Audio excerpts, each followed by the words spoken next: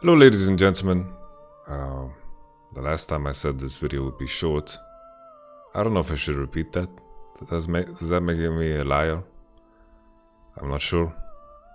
Nevertheless, today we're going to talk about the Korean teams. The reason why these videos tend to get a bit long sometimes is because they aren't really planned. I'm just talking like straight from my mind into the camera, non-stop, unfiltered. And that's why it gets a little bit wild. I hope you don't mind. I guess someone in the chat or in the comments is always going to make some thumbnails. Not thumbnails, what are they called? Timestamps. Timestamps. And that's it. I just read that thumbnail is kind of a weird name to call it. Like, this is a thumbnail. Why is it called a thumbnail? Timestamp makes sense, right? It's a stamp that shows the time. But yeah. This is probably the reason why the videos tend to get quite long. So we're just going to jump straight into it. This time around, we're going to start with, the overall view of LCK and the confusion. For many, often you get to see a lot of the LCK players on top 20 lists. A lot of them were in mine. A lot of the Korean players from China were also on mine. And everyone's always saying, well, if they have the best players, they should be the best region, right? Naturally. Well, not naturally. Superstars don't always win tournaments, right? For example, Uzi has never won a world, right? And he was, if not the best AD carry of all time, right? Sure, there's some arguments. Someone's going to say Deft, someone's going to say Ruler, some random guy in a corner is going to say Imp. You get me, right? Not always the best players win the World Championship. For example, last year with FPX, Doinbi was not the best mid laner, but he was, together with Tian, the most threatening force in the 2v2 mid. So how your team functions together is very important. I think G2 is a clear indication of that because in the past, at least last year, they were winning over teams with better individual players, but they played more intelligently, they played more together, they played more united. So these aspects and attributes of a team always matters. I think the reason why Korea tends to produce a lot of these players is, I think one big part of it is the solo queue system is ideal, the ping system is ideal. I think also culturally, the discipline is a natural portion of it. It's a borderline, like if you commit yourself to gaming and you don't succeed, you're pretty much an outcast, you know. And I think culturally, a lot of great players are developed, and I noticed also scrimming in Korea now I've scrimmed a lot in Korea in the past, but being over in the LCK and watching my own players and watching other players playing in the solo queue, I realized that individually Korean players are fantastic, and they don't have necessarily the biggest player base. China has the biggest player base, but Korea is still definitely up there. I believe EU West is the second largest one, and then like if you count together with EU Nordic East and EU West, and Europe is the second biggest one. Maybe Vietnam is up to 2. The official numbers aren't out and about, so I'm mostly talking out of my ass.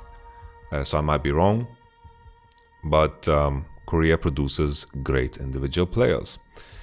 And everyone's talking about how Europe's results have been better in the past years, and that's reasonable. We've had Fnatic in the finals. 2018, the Korean teams were not so impressive. 2019, the same thing. And this makes people sleep on Korea. But keep in mind, always the teams that you're sending to the tournament, it matters. When we look at the teams from last year, Griffin had their fair share of problems. They didn't have their head coach. They were playing with swords, and that's a whole nother story, right? And SKT honestly did decently, right? They didn't do horrible. Like they went all the way to semis. And then there's the last one that I'm trying to remember. Trying to remember the last one. Which one is the last one, ladies and gentlemen, and everybody else? The last one, I'm just gonna Google it up so we don't get stuck here and make the video even longer. I'm just gonna pull it up. Leaguepedia, Worlds 2019. World 2019, why am I forgetting this? This should be so painfully obvious. 2019, who was there? Who was there 2019? Summer playoffs. SKT Damwon. That one was obvious, and Damwon didn't do too bad either. They lost to G2, they went all the way to the finals, right? Damwon didn't do too bad either.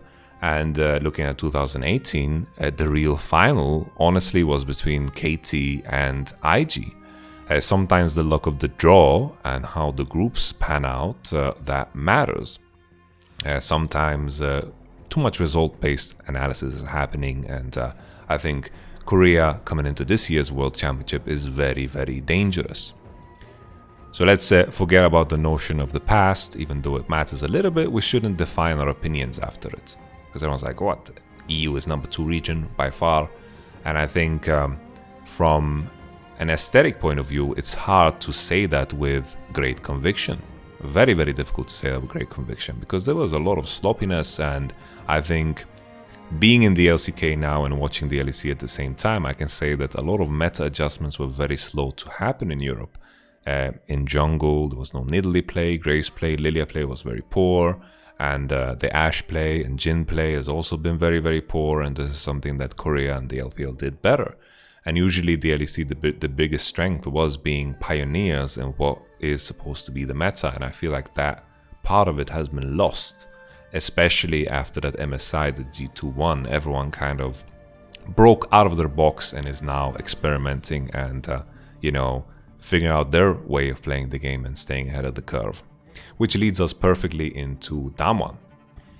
Damwon is a very, very precise team. Very, very dangerous team. Damwon lost only 5 games in the entirety of summer, and they played more than 30 games. They went 3 on the finals, and on top of that, the 5 games they lost, 4 of those games were in series that they lost. Most of their series were just 2-0s, 2-0s, 2-0s. They 2-0'd me 2 times, and Damwon has just plays with such a level of precision that is unmatched globally.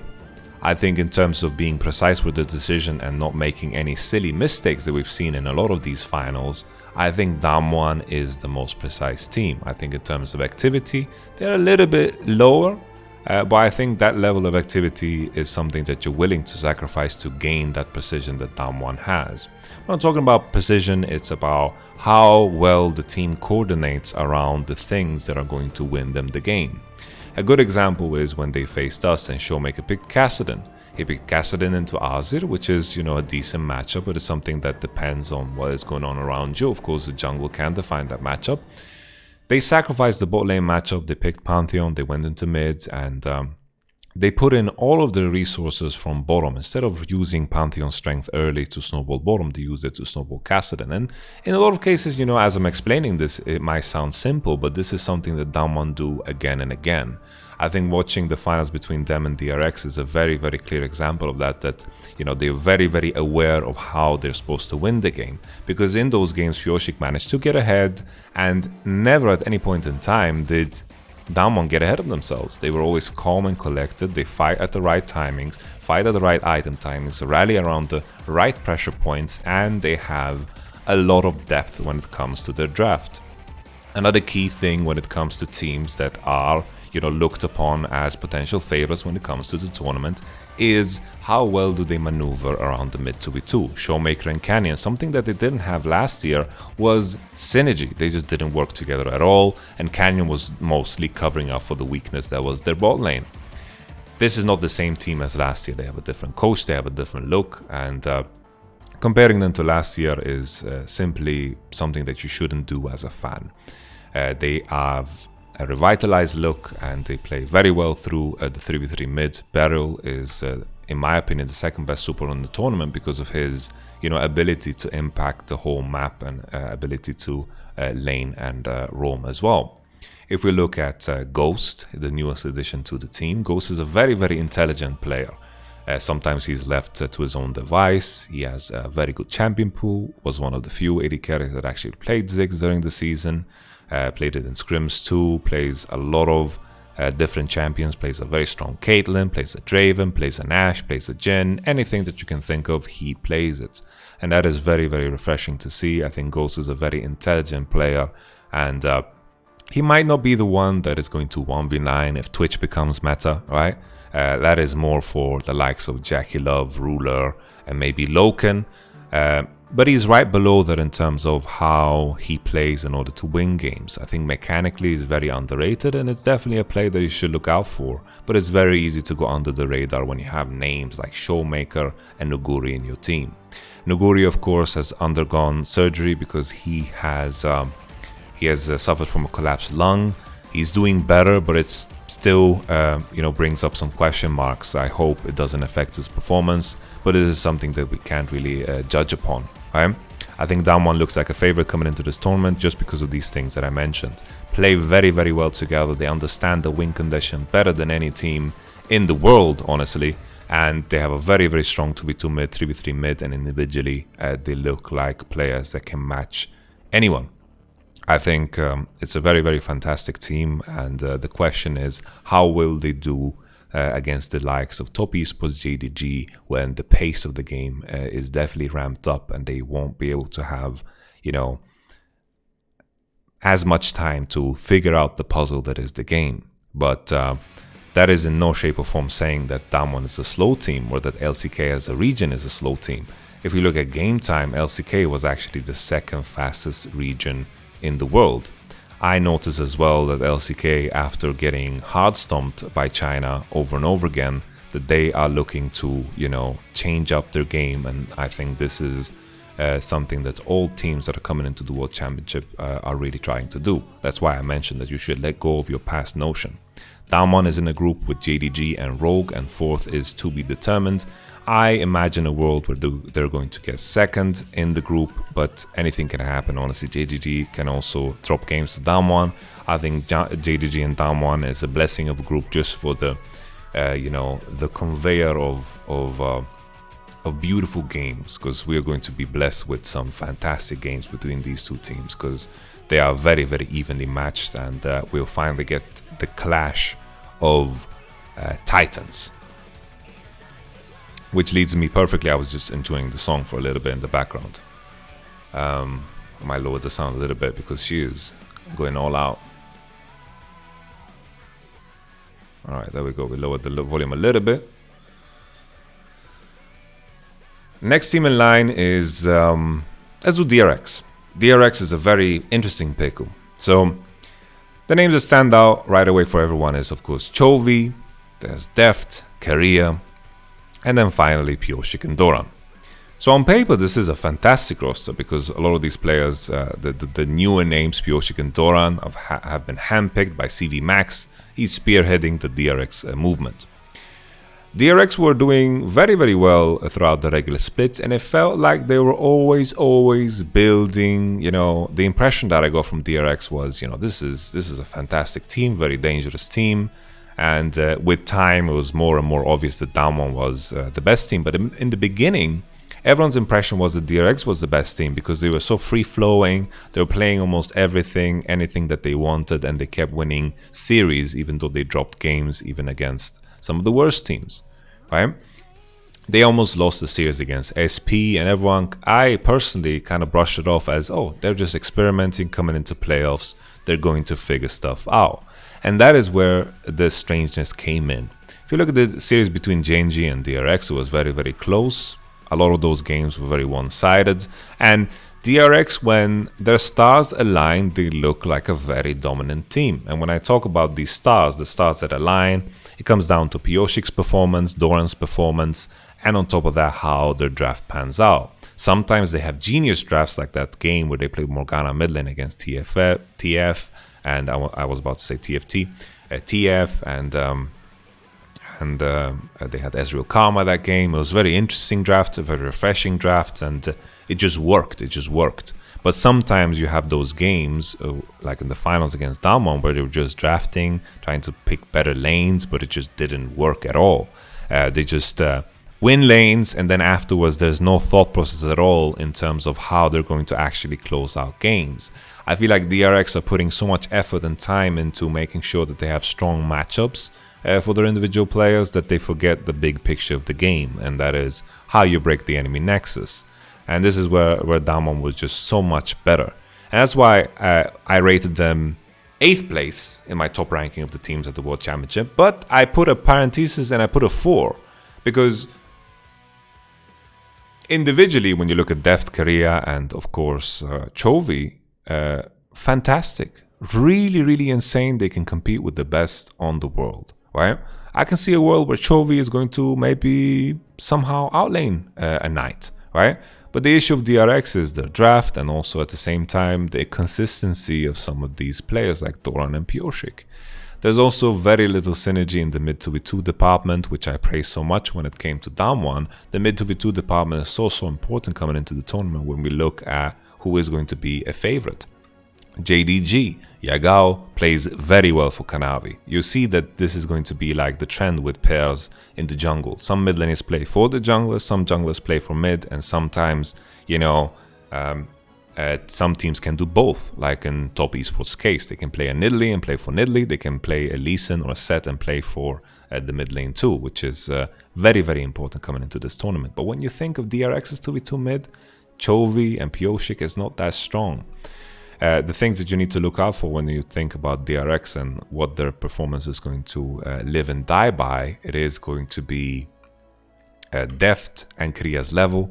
They've been kind of up and down when you consider, you know, the pedigree these two players should have behind them, especially Deft. Korea is still, you know, a rookie. This is his first year, if I'm not completely off. This is his first year in pro play, and he is, you know, a very mechanically talented player. Deft has been suffering from some back issues, very similar to what I believe Pawn went through, but this is, you know, I'm not sure. I don't have like, you know, a reliable source. This is what I heard, this is what I thought about, so I don't want you to like run away to the bank with it. And this, of course, is going to affect your performance, which is, you know, deeply saddening because I am a big fan of Deft and his career as a whole. So DRX on paper, fantastic. If they can figure out a way to draft without, you know, completely falling apart after 10 minutes, I think they are going to be super good. I think that the easiest way to put it now for the league community is that they tend to be sinning very much. Just pick for lane and then very little thought process after. But sometimes picking for lane and also the overall arch of the game aligns. And that is where DRX look the most dangerous. And I feel like you can kind of push DRX in some directions. And I think they tend to very often shoot themselves in the foot. So there's a world where they will do great. There's a world where they will do bad. They are together in a group with top esports. And that is a very interesting matchup from the get-go. I think DRX is not an easy team to beat because preparing against them, you can't just sit there and hope that...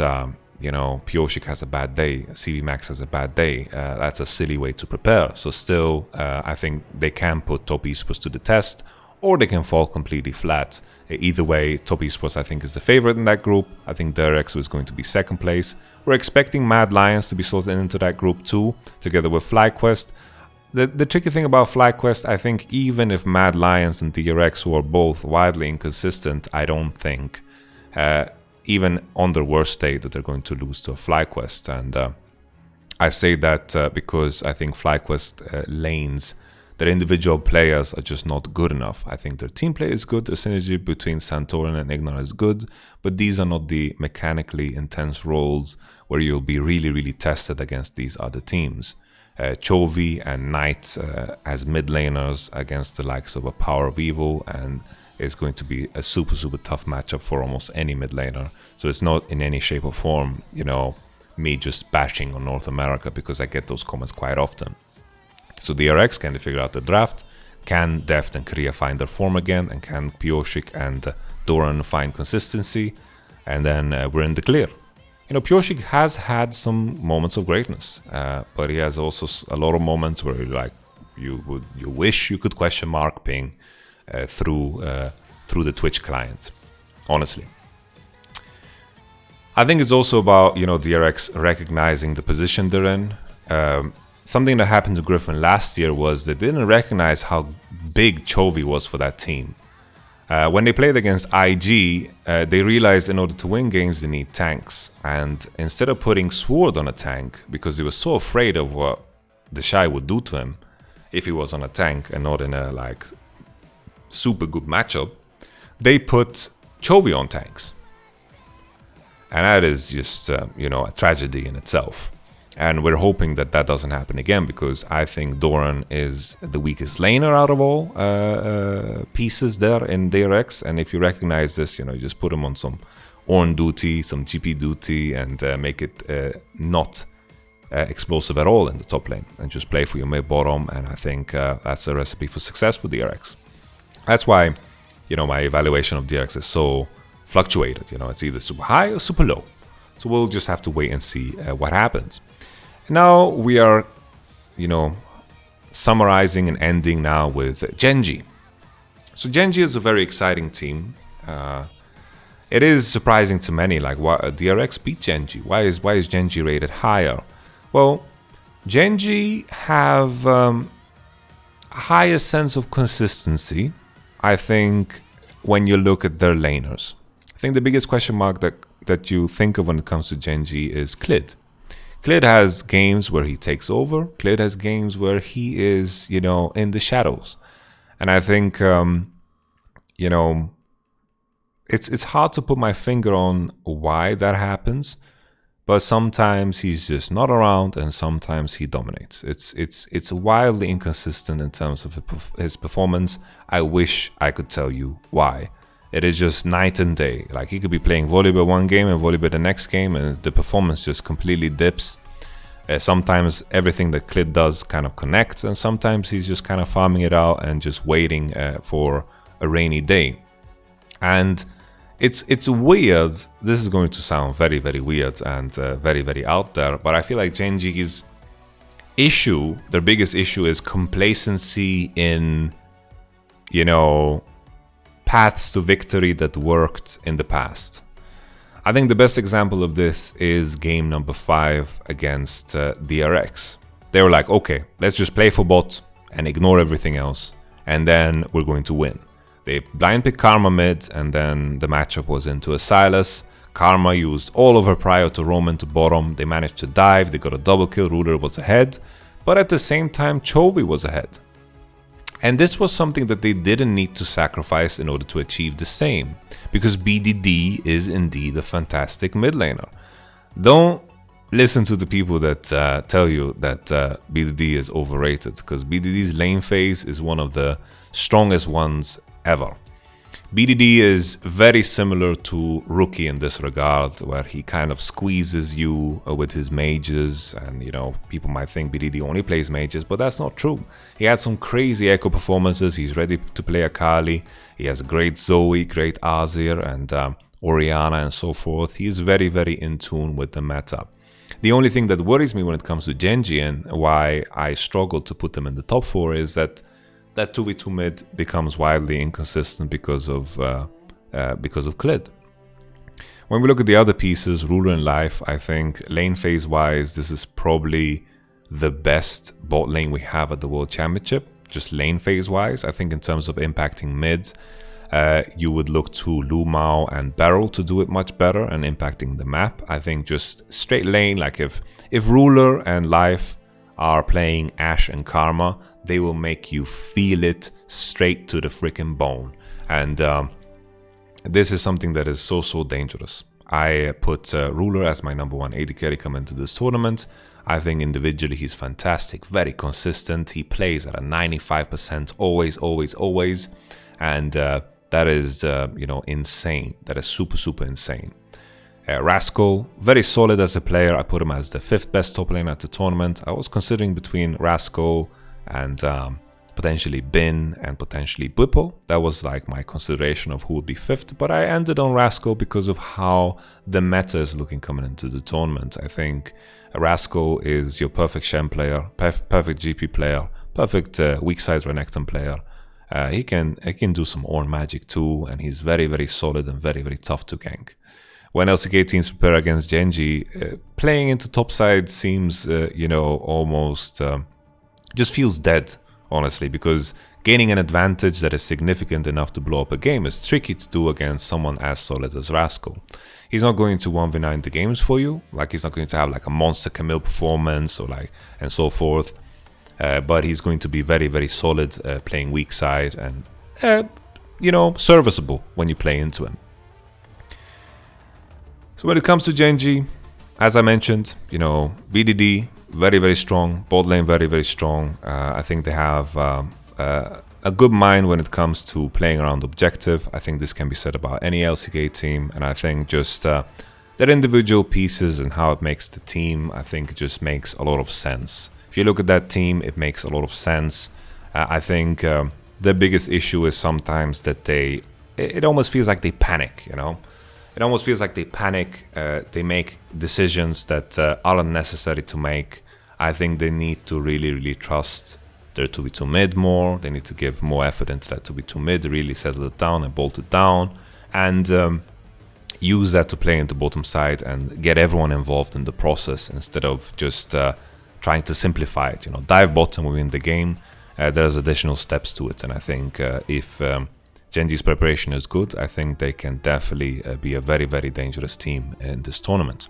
Looking at their group, they are together with Fnatic, TSM, and potentially LGD if they make it through, because there's 4 LPL teams and 3 are already slotted into the other groups. So naturally, LGD is going to be in this one. And I think LGD is a very inconsistent team.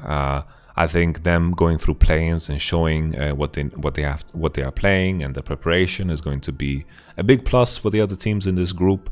I think Fnatic is very dangerous in best of ones, and with preparation they can snag some victories with some Shen play, with some Hecarim play, with some Evelynn play, and then when the bans land, maybe it will be tricky to deal, you know, with the opposition for Fnatic. I think they can get themselves to quarterfinals, but I imagine that GENG is going to get first. The only reason why I am a little bit hesitant is just the nature of best of ones. The last time we saw GENG at the World Championship, it was a very different team, of course. I faced them and I was, you know, hoping for a lot more. You know, from watching them play, I was expecting a lot more, but they left a lot to desire. Obviously, it's a very different team, but it's something that is worth noting as a little caveat there. BDD, I'm excited for BDD. He's not overrated. I tell you, not overrated. Good player, very strong player. And that summarizes the LCK teams a little bit. I just want to make sure that the fans out there don't underestimate LCK coming into this tournament. I think the narrative of LCK being third is something that you can put up to question. I think the only reason that conversation has ever existed is because of the level that G2 has brought in last year's World Championship, and of course Fnatic in the previous one. But one team, I think, doesn't define a region. Well, Caps doesn't define a region. And coming into this one, I think LCK is across all teams looking a little bit scarier than Europe this time around. G2 have a lot of work to do. Rogue also, you know, Fen has a lot of work to do, and if they can step it up, I think that debate is, you know, up for question.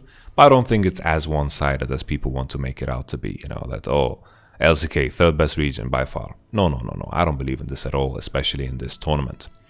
And that's it for this video.